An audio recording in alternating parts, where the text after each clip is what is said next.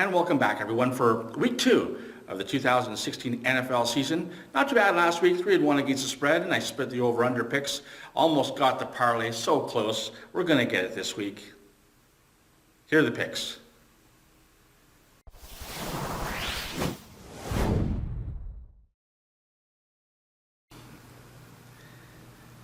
The first game we're going to look at has the Kansas City Chiefs going to Houston, where the Texans are 2.5-point favorites at home. That line actually started as a pick-em before some public money came in on Houston. I'm actually surprised. I thought the Chiefs would be the favorites here. They've sort of had their way with Houston the last couple of years, including that 30-0 beatdown in the playoffs last year in Houston. I realize it's a different quarterback. Brock Osweiler is now there instead of, I guess it was Hoyer from last year, but the Chiefs beat him while he was a quarterback at Denver. Yeah, Alex Smith is just not getting the love. I think that's the problem here. A lot of people aren't big on him or the Kansas City Chiefs. Maybe they're thinking, well, they gave up such a big lead to start last week against the Chargers, but that's what the Chargers do. They'll go out to a big lead and squander it to anybody. At least Alex Smith showed his resiliency, and I think they're actually going to win this game, and you get the points. So let's take the Kansas City Chiefs plus 2.5. The second game we're going to look at has the Miami Dolphins going to New England, where the Patriots are 6.5-point favorites at home. Miami looked pretty good last week against the Seahawks, keeping it close. Seattle had to rally. But the Seahawks haven't looked that impressive so far in the early season, not through the preseason and not in game one. They kind of started slowly last year as well. The Patriots, meanwhile, showed how it's done by going into Arizona and beating a team that is pegged to represent the NFC by many in the Super Bowl. Just goes to show you how good Bill Belichick is as a head coach. And this week they get back Gronkowski at tight end. The matchups haven't been very fair in the last couple of years, at least in New England. I think this is an easy cover for the Patriots. So let's lay the points and let's take New England minus 6.5.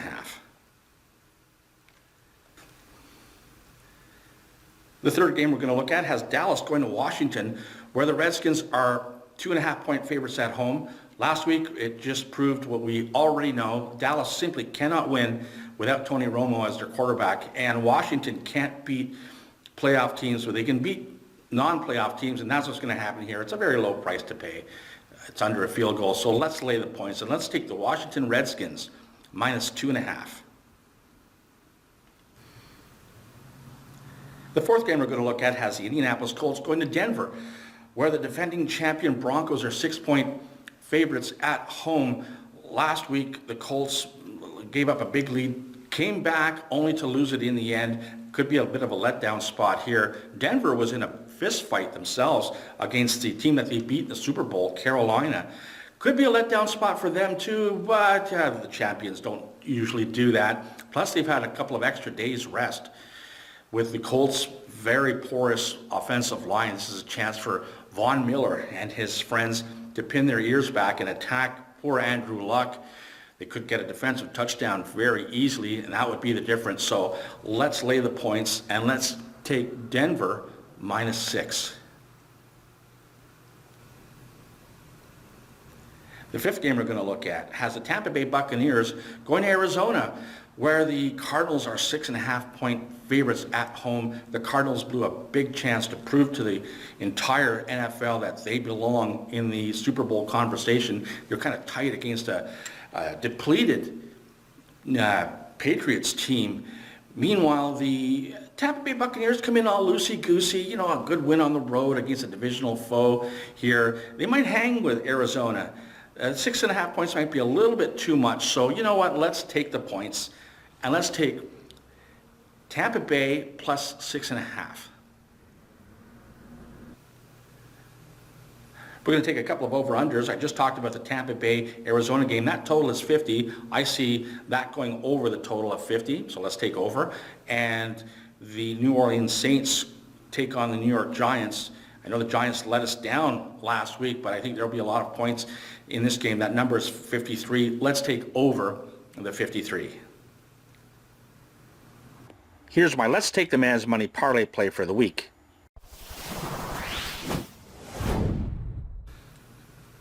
We're going to take Washington minus 2.5, New England minus 6.5. We'll take Tampa Bay plus 6.5, Denver minus 6, and we'll take Kansas City on the money line. And let's throw in the Tampa Bay Arizona game over 50 points.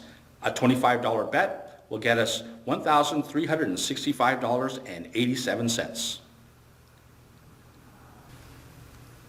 And here are my straight up plays for the week.